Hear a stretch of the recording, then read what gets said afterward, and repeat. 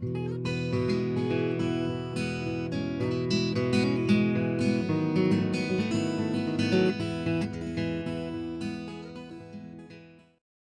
everybody, Adele McLean with Holden Advisors. Back to you from our July newsletter video about commoditization. And I wanted to share kind of a follow-on discussion point about, in the negotiation. And really, we hear it across a multitude of our client engagements, from customer value research to even RFP support that we provide, as well as the negotiating with backbone workshops. And the common theme, which I think kind of builds on to the commoditization comment, is fear.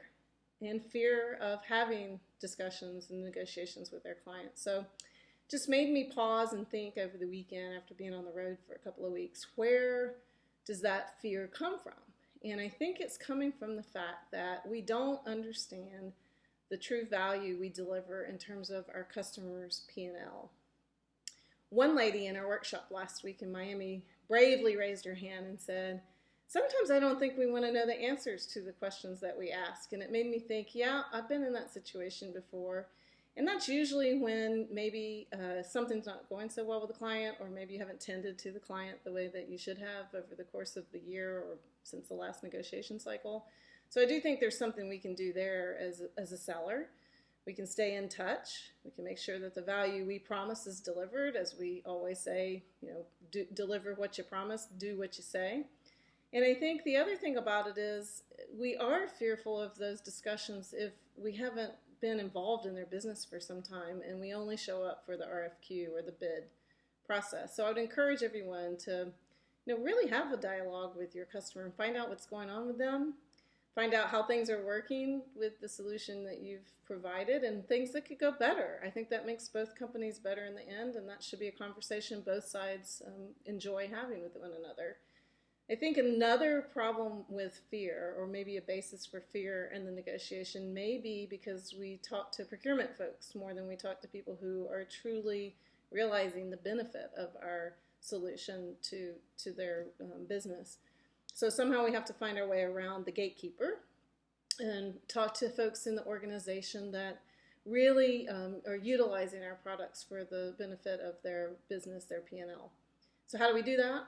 We ask really tough qualifying questions. Even if it's an existing customer, we ask questions that a procurement guy may or may not be able to answer, or at least they'll have to ask somebody else in the organization, with the goal of getting the audience of the people who are the true decision makers in the org.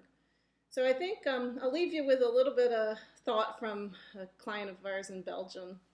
This guy was sitting in our workshop in March, and he raised his hand and he said, I was just talking to a procurement colleague of mine, and he said something very surprising to me. And he said that he would prefer to be the seller versus the buyer. And this salesperson asked why, and he said, in the end, you have a choice whether or not you sell. I don't have a choice to buy.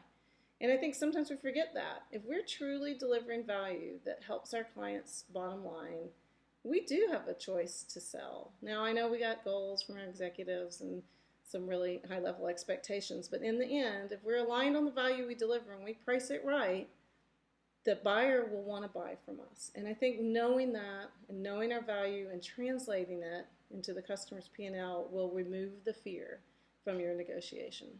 So till next time, happy selling out there. Talk to you later. Bye.